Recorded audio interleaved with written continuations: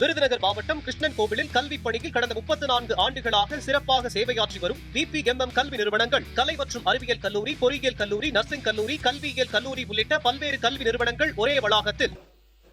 வாகன போக்குவரத்து இருக்கு பாத்தீங்களா, அந்த கொள்முதல் செய்துவிட்டு வாகன போக்குவரத்து செய்யக்கூடிய பல்வேறு முறைகேடுகள் நடந்ததாக விவசாயிகள்லாம் போராட்டம் பண்ணாங்க. அதெல்லாம் அண்ணன் கண்ணுக்கு வரவே இல்லையா என்னன்னு தெரியல.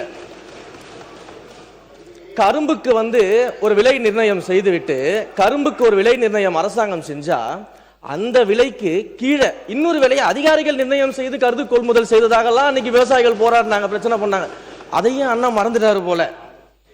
இப்படி ஐயா விவசாயிகள் சொன்னதான் சொல்றேன், இப்படி எல்லாம் நடந்துகிட்டு இருந்துச்சு. இதுல அண்ணா அழகா சொன்னார், யார் யாரெல்லாம் விவசாயிகள்னு சொன்னாரு. அதுல ஒரு முக்கியமான விவசாயி அண்ணன் மறந்துட்டாரு. எல்லாரும் விவசாயிகள் அண்ணன் ஒவ்வொருத்தரை பத்தியும் சொல்லும் போது ஒரு முக்கியமான விவசாயியை மறந்துட்டாரு. கரும்பு தோட்டத்துக்குள்ள கான்கிரீட் போட்டு நடந்த விவசாயியை பத்தி அண்ணன் சொல்ல மறந்துட்டாரு. அப்ப இவங்க சொல்ற கதையெல்லாம் எப்படி இருக்குதுன்னா, சர்க்கரையை எறும்பு தின்னுருச்சு, சாக்க கரையான் தின்றுச்சுன்னு சொல்ற மாதிரி இருக்குது ஒரு கதையெல்லாம். நான் உறுப்பினர்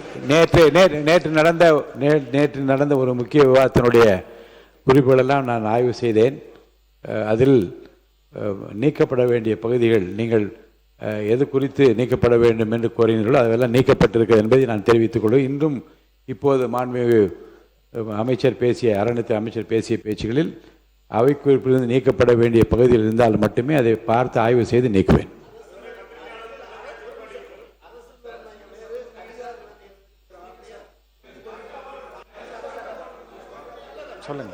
சொல்லுங்க மான் உறுப்பினர் சக்கரபாணி. சரி அண்ணா ஒரு எடுத்துறேன், பார்க்குறேன், கண்டிப்பாக பார்த்துறேன். மாண்புமிகு பேரவைத் தலைவர் அவர்களே, மாண்புமிகு இந்து சமய அறநிலையத்துறை அமைச்சர் அவர்கள் சென்ற ஆட்சியிலே நெல் சேமிப்பு கிடங்கு எங்கும் கட்டவில்லை என்று ஒரு தவறான தகவலை சபையிலே பதிவு செய்தார். நான் அவருக்கு சொல்லிக் கொள்வது, திராவிட முன்னேற்ற கழகத்தின் தலைவர் அன்றைய முதலமைச்சர் மாண்பு அண்ணன் தளபதி அவர்கள் ஒரு நெல்மணி கூட மலையில் நனையக்கூடாது என்பதை உணர்ந்து அவர் பலமுறை சொல்லியிருக்கார். ஒரு முறை தொலைக்காட்சியிலே நெல்களெல்லாம் நனைவதை பார்த்துவிட்டு என்னையும் அன்றைக்கு வேளாண் உழவு நலத்துறை அமைச்சர் அவர்களையும் உடனே இல்லத்திற்கு வர சொல்லி, இனிமேல் தமிழ்நாட்டிலே எங்கேயும் நெல் நனையக்கூடாது, நாளைக்கே தலைமைச் செயலாளரை அழைத்து தமிழ்நாடு முழுவதும் இருக்கின்ற மாவட்ட ஆட்சித்தலைவரோடு ஆய்வுக் கூட்டத்தை நடத்துங்கள் என்று சொல்லி, அதன் அடிப்படையிலே திராவிட முன்னேற்ற கழக ஆட்சிக்கு வந்த பின்பு 18 மாவட்டங்களில் சுமார் 54 இடங்களில் 7.33 லட்சம் மெட்ரிக் டன், சுமார் 383 நவீன சேமிப்பு தளங்கள், சுமார் 825 கோடி 79 லட்சம் ரூபாயில அமைக்கப்பட்டு அதில் 331 கோடி அளவிலே 4.03 லட்சம் மெட்ரிக் டன் கொள்ளளவு கொண்ட 253 சேமிப்பு தளங்கள் அன்றைய முதலமைச்சர் அவர்களால் திறந்து பயன்பாட்டுக்கு கொண்டு வரப்பட்டது. அதோட மீதமுள்ள 3.30 லட்சம் மெட்ரிக் டன் கொள்ளளவு கொண்ட 130 சேமிப்பு தளங்கள், சுமார் 494 கோடியே 71 லட்சம் ரூபாயிலே இப்பொழுது பணிகள் நடைபெற்று வருகிறது. அதை விரைவில் முதலமைச்சர் அவர்கள் திறந்து வைக்க இருக்கிறார்கள். எனவே திராவிட முன்னேற்ற கழக ஆட்சியிலே நெல் சேமிப்பு தளங்கள் நிறைய கட்டப்பட்டிருக்கிறது. குறிப்பாக நீ தஞ்சாவூர் போங்க, நடுவூர் என்ற இடத்துல 1 லட்சம் மெட்ரிக் டன் கொண்ட பெரிய சேமிப்பு கிடங்கு, 1 லட்சம் மெட்ரிக் டன் நெல்லை சேமித்து வைப்பதற்காக பல இடங்களில் டெல்டா மாவட்டமும் சரி, டெல்டா அல்லாத மாவட்டங்களில் நெல் சேமிப்பு தளங்கள் கட்டப்பட்டு வருகிறது. சென்ற வேளாண் உழவு நலத்துறை மானிய கோரிக்கையில நெல் எந்தெந்த இத்தனை கோடி ரூபாய், சுமார் 394 கோடி ரூபாய் நெல் சேமிப்பு தளங்கள் கட்டப்படும், அதற்காக நிதி ஒதுக்கப்படும் என்று எந்தெந்த மாவட்டங்களில் எந்தெந்த இடங்களில் கட்டப்படும் என்று அறிவிக்கப்பட்டிருக்கிறது. அந்த வேளாண் உழவு நலத்துறை மானிய கோரிக்கை சென்ற ஆண்டு அதை பார்க்க வேண்டும் என்று இந்து சமய அறநிலையத்துறை அமைச்சருடைய கவனத்துக்கு கொண்டு வருகிறேன். உறுப்பினர் சுருக்கமாக.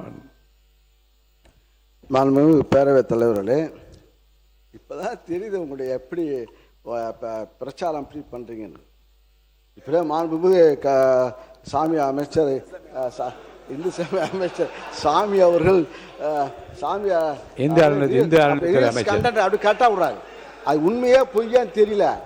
ஆனால் இப்படி டெக்னிக்கல் அப்படி இந்த டெக்னிக்கலாக வச்சு நீங்கள் அடிச்சுட்டு வந்துருங்க, ரீல்ஸ் விடுறீங்க. ஆனால் நாங்கள் வந்து ரியாலிட்டியாக கொண்டிருக்கின்றோம். மாண்பு அமைச்சர். பேரவைத் தலைவர் அவர்களே, அந்த டெக்னிக்கை இப்போ 10 நிமிஷம் மட்டும் தான் அண்ணன் கிட்ட கத்துக்கிட்டேன். மாண்புமிகு எங்களை உறுப்பினர் 10:29க்கு நம்ம ஆரம்பிச்சோம். நல்ல சுவையான குறுக்கீடுகளும் தேவையற்ற குறுக்கீடு ரெண்டும் இருந்தது. சுருக்கமா நன்றி கூறி சப்ஜெக்டுக்காக இல்லைங்க. ஆக இப்போ வந்து ஏன்னா வந்து இப்போ சேமிப்பு கிடங்குகளை பொறுத்தவரையில் இப்போ வந்து இன்னைக்கு நேற்றையோட பாட்டாளி மக்கள் கட்சி தலைவி அன்புமணி ராமதாஸ் அவர்கள் அறிக்கை விட்டிருக்கார். 10 லட்சம் காவேரி டெல்டா பகுதியிலே நெல் மூட்டைகள் தேங்கி இருக்கிறது, 10 லட்சம் மூட்டைகள் அங்கே இருக்கிறது, வெகு விரைவில் மழை இருக்கிறது, எல்லாம் ஓப்பன் குடோனில் அடுக்கி இருக்கிறது, அங்கே நெல் ஒவ்வொரு பர்ச்சேஸ் சென்டர்லையும் நெல் இருக்கிறது. ஆக கடந்த ஆட்சியில் அங்கே இருக்கும்போது நானும் சக்கரபாணி அவர்களும் அந்த ஸ்பாட்டுக்கு போனோம். எங்களுடைய துணை முதலமைச்சர் இந்த மரியாதைக்குரிய எதிர்கட்சி தலைவர் அவர்கள் அவர் ஆய்வு திடீர் நாங்கள் தஞ்சை சென்று இரவு நாங்கள் அங்கே போய் உடனே கேள்விப்பட்ட மழை அடாத மழை வந்தபோது நாங்கள் வேகனில் அனுப்பி வச்சோம். உடனே கூட 2 நேரம் மழை திடீர்னு மழை வந்த காரணத்தால் அப்போது துணை முதலமைச்சர் அந்த மரியாதைக்குரிய எதிர்கட்சி தலைவர் அவர்கள் தஞ்சை சென்று அங்கே ஆய்வு செய்து உடனுக்குடன் மாற்று ஏற்பாடு செய்து அந்த மூட்டைகளை உடனுக்குடன் நாங்கள் மாற்றி அமைத்து வைத்தோம். அத்தகைய ஒரு ஆக்டிங் கிடையாது, ஆக்ஷனாக நாங்கள் செய்து கொண்டிருக்கின்றோம். ஆக அந்த அளவுக்கு உணர்வுபூர்வமாக நாங்கள் பணியாற்றி கொண்டிருக்கின்றோம். நாங்கள் இன்னும் சொல்லப்போனால் உங்கள் பக்கம் இங்கே இருக்கிறதெல்லாம் படத்தை பார்த்து நீங்கள்லாம் வந்தவங்க.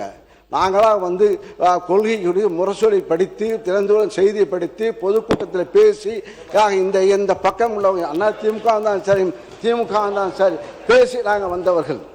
ஆக அந்த மக்களுடைய தெரியும். அந்த அடிப்படையில் தான் நாங்கள் உணர்வு ஒன்றொன்றாக எங்களுடைய முதலமைச்சராக இருந்த தலைவர் ஸ்டாலின் அவர்கள் எங்களை பணியாற்ற வைத்தார்கள். மக்களும் அங்கே மகிழ்ச்சியாக இருந்தார்கள்.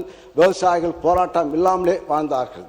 ஆகை அத்தகைய நாங்கள் பட்ஜெட் போட்டு மக்களுடைய கருத்துக்களை வாங்கி நாங்கள் பட்ஜெட்டாக அறிவித்தோம். ஆக மேலே இப்போ நீங்கள் அறிவித்த நிதி ஒதுக்கீடு பார்த்தா வேளாண் பட்ஜெட்டுக்கு கிட்டத்தட்ட வேளாண்மை துறைக்கு 15 நீங்கள் எங்களுடைய ஆட்சியில் நிதி ஒதுக்கீடு செய்யப்பட்டது 15,230 கோடி. உங்களுடைய ஆட்சியில் உருவாக்கியது 14,955 கோடி. ஆக 275 கோடி இப்போது குறைவாக நிதி ஒதுக்கீடு செய்யப்பட்டிருக்கிறது இந்த துறைக்கு, வேளாண்மை துறைக்கு.